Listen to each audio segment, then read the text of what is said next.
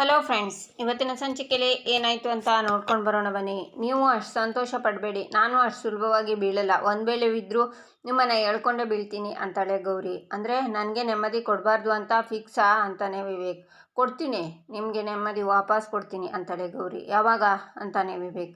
ನೀವು ಕದ್ದಿರೋ ನನ್ನ ನೆಮ್ಮದಿನ ವಾಪಸ್ ಕೊಟ್ಟಾಗ ಅಂತಾಳೆ ಗೌರಿ. ಮೋನಿಕಾ ವಿವೇಕ್ ಗೌರಿನ ನೋಡ್ತಾ, ಗೌರಿ ಎಂಥ ಅದೃಷ್ಟವಂತೇನೆ ನೀನು. ನಿನ್ನೆವರೆಗೂ ಸಣ್ಣ ಅಂಗಡಿಯಲ್ಲಿ ಬಿಸ್ನೆಸ್ ಮಾಡ್ತಿದ್ದವಳು ಇವತ್ತು ಮಹಾರಾಣಿ ಆಗಿಬಿಟ್ಟೆ. ನಾನು ಈ ಅರಮನೆಗೆ ಸೊಸೆಯಾಗಿ ಬರಬೇಕಾದವಳು ಇವತ್ತು ಸರ್ವರಾಗಿ ನಿಂತಿದ್ದೀನಿ ಅಂತ ಯೋಚನೆ ಮಾಡ್ತಾಳೆ. ಈಚೆ ಕಾಂತಲಕ್ಷ್ಮಿ ಅಳ್ತಾ ಇರುವಾಗ, ಕಾಂತ ಯಾಕೆ ಇವಳು ಅಂತಾರೆ ಅಕ್ಕ. ಅದೃಷ್ಟ ಹೊತ್ಕೊಂಡು ಬಂದರು ಕೆಲವರು ಅದನ್ನು ಒದ್ಬಿಟ್ಟು ಹೋಗ್ತಾರಲ್ವಾ ಅಂತಾರೆ ಕಾಂತಲಕ್ಷ್ಮಿ. ಯಾರ ಬಗ್ಗೆ ಹೇಳ್ತಿದ್ಯಾ ಅಂತಾರೆ ಅಕ್ಕ. ಇನ್ಯಾರು, ಆ ಮೌನಿಕಾ ಬಗ್ಗೆ ಅಂತಾರೆ ಕಾಂತಲಕ್ಷ್ಮಿ. ಎಲ್ಲ ಸ್ಮೂತಾಗಿ ಹೋಗ್ತಿದೆ, ಏನಾದರೂ ಒಂದು ಬ್ಲಾಸ್ಟ್ ಮಾಡಬೇಕಲ್ಲ ಅಂತ ನಿಶ್ಚಿತನ ನೋಡ್ತಾನೆ ಅನಿಕೇತ್. ಆಗ ಮತ್ತೆ ನಿಶ್ಚಿತ ವಿವೇಕ್ ಹತ್ರ ಹೋಗಿ, ಎಕ್ಸ್ಕ್ಯೂಸ್ ಮೀ ವಿವೇಕ್, ಒಂದೇ ಒಂದು ಸ್ಟ್ರೈಟ್ ಕ್ವಶನ್, ನೀವು ನಿಜವಾಗ್ಲೂ ಈ ಮದುವೆನ ಮನಸಾರೆ ಒಪ್ಕೊಂಡಿದ್ದೀರಾ ಅಥವಾ ಈ ಮೀಡಿಯಾದವ್ರ ಕಣ್ಣಿಗೆ ಮಣ್ಣೆರ್ಚೋಕೆ ಅಂತ ಈ ರಿಸೆಪ್ಷನ್ ಡ್ರಾಮಾ ಮಾಡ್ತಿದ್ದೀರಾ? ಈ ಹುಡುಗಿನ ವೈಫ್ ಅಂತ ಎಕ್ಸ್ಪೆಕ್ಟ್ ಮಾಡಿದ್ದೀರಾ ಅಥವಾ ಸುಮ್ಮನೆ ಆ್ಯಕ್ಟ್ ಮಾಡ್ತಿದ್ದೀರಾ ಅಂತಾಳೆ.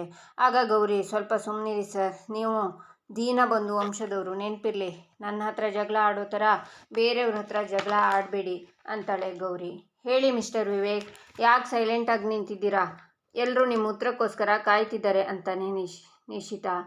ಎಸ್, ದೀನಬಂಧು ವಂಶದ ಕುಡಿಯಾಗಿ ಕ್ಲಾರಿಟಿ ಕೊಡೋದು ನನ್ನ ಜವಾಬ್ದಾರಿ, ಕೊಡ್ತೀನಿ. ಏನಾಗಿದೆ, ಇನ್ಮೇಲೆ ಏನಾಗುತ್ತೆ ಅನ್ನೋದು ದೊಡ್ಡ ಸಸ್ಪೆನ್ಸ್ ತಾನೇ ನಿಮಗೆಲ್ಲ. ನಾವು ದೀನಬಂಧು ವಂಶದವರು, ಸ್ವಾತಂತ್ರ್ಯ ಹೋರಾಟದಲ್ಲಿ ಹೋರಾಟ ಆಡಿದ ಕುಲದವರು, ಆಚಾರ ವಿಚಾರ ದೇಶ ಸಂಪ್ರದಾಯಕ್ಕೋಸ್ಕರ ಪ್ರಾಣ ಕೊಡೋ ವಂಶದವರು. ನನ್ನ ಮದುವೆಯಲ್ಲಿ ಏನೇನೋ ಗೊಂದಲ ಆಗಿರ್ಬೋದು. ಮೊದಲು ನಾನು ಬೇರೆ ಹುಡುಗಿನ ಇಷ್ಟಪಟ್ಟಿದ್ದು ನಿಜ, ಆದರೆ ಯಾವುದೋ ಅನಿವಾರ್ಯ ಕಾರಣದಿಂದ ಅವಳನ್ನು ಮದುವೆ ಆಗೋಕ್ಕೆ ಆಗಲಿಲ್ಲ. ಅಂದಮಾತ್ರಕ್ಕೆ ನಾನು ಶ್ರೀಮಂತ ಬಡವ ಅಂತ ಭೇದ ಭಾವ ಮಾಡೋನಲ್ಲ. ನೋಡಿ, ನನ್ನ ಹೆಂಡತಿ ಹೀಗೆ ಕಾಸ್ಟ್ಲಿ ಸಾರಿ ಒಡವೆ ಎಲ್ಲ ಹಾಕ್ಕೊಂಡು ಮುದ್ದಾಗಿ ರಾಣಿ ಥರ ನಿಂತಿದ್ದಾಳೆ ಅಂತಾನೆ ವಿವೇಕ್. ಈ ಸೆಂಟೆನ್ಸ್ ಮಾತ್ರ ತುಂಬ ಹಾರಿಬಲ್ ಅಂತಾಳೆ ಗೌರಿ.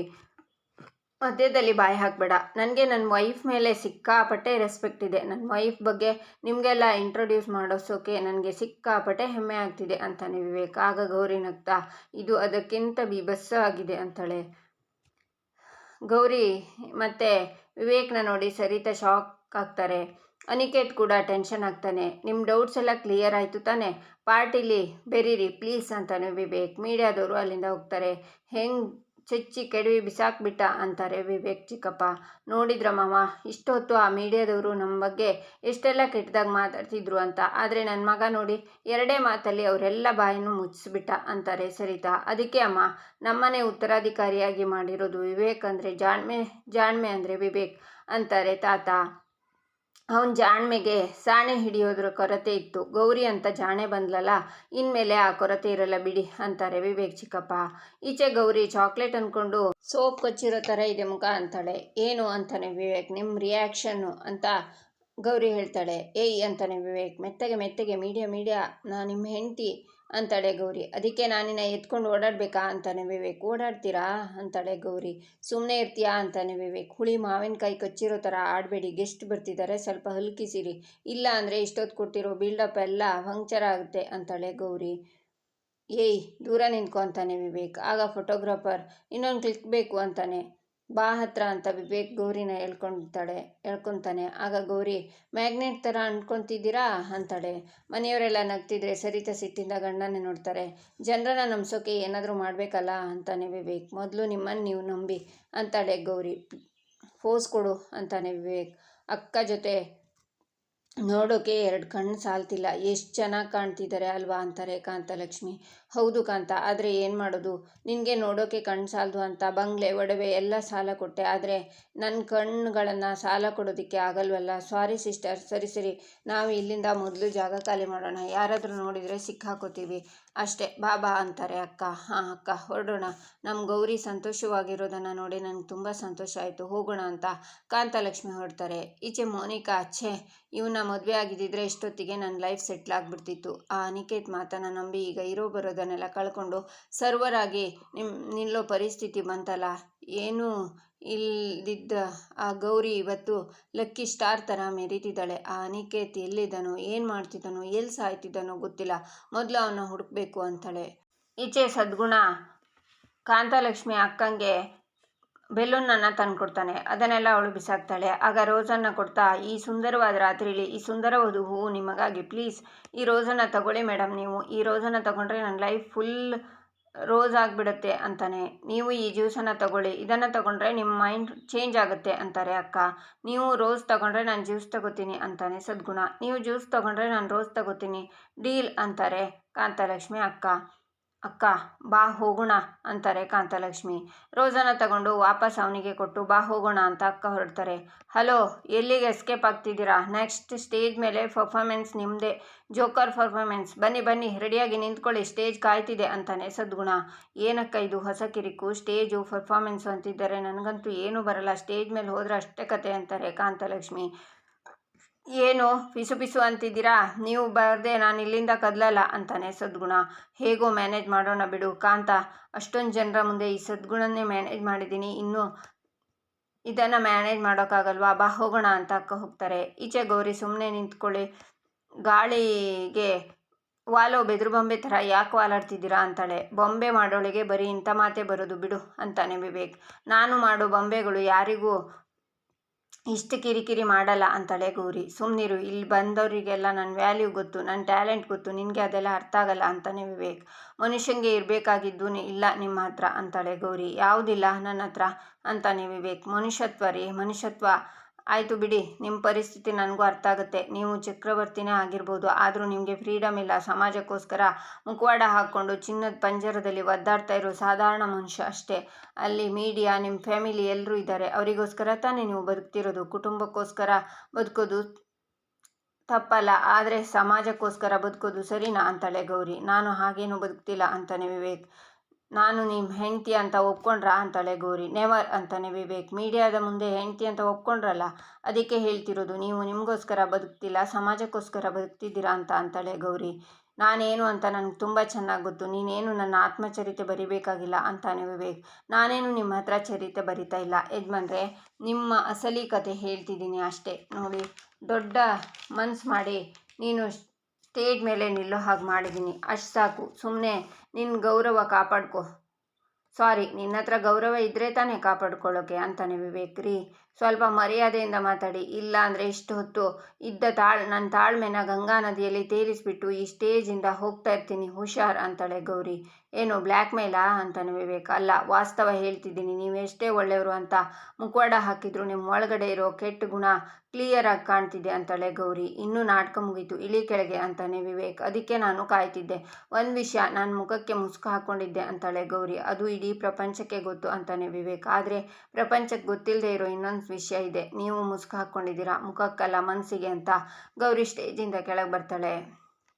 ಈಚೆ ಕಾಂತಲಕ್ಷ್ಮಿ, ಅಕ್ಕ ನನಗೆ ಯಾವ ಪರ್ಫಾರ್ಮೆನ್ಸು ಬರಲ್ವೇ, ನಾನು ಸ್ಟೇಜ್ ಮೇಲೆ ಹೋಗಿ ಏನು ಮಾಡಲಿ ಅಂತಾರೆ.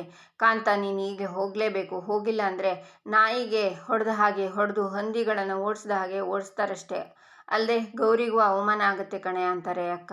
ನೀನು ಹೇಳೋದು ಕೇಳ್ತಿದ್ರೆ ಹಾಗೆ ಮಾಡೋದು ಸರಿ ಅನ್ನಿಸ್ತಿದೆ ಅಂತ ಕಾಂತಲಕ್ಷ್ಮಿ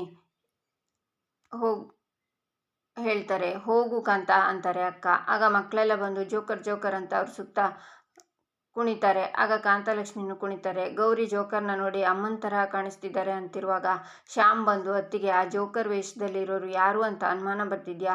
ನಿಮ್ಮ ಅನುಮಾನ ಸರಿನೇ ಅತ್ತಿಗೆ, ಆ ಜೋಕರ್ ವೇಷದಲ್ಲಿರೋದು ಬೇರೆ ಯಾರೂ ಅಲ್ಲ, ನಿಮ್ಮ ಅಮ್ಮನೇ ಅಂತಾನೆ ಶ್ಯಾಮ್.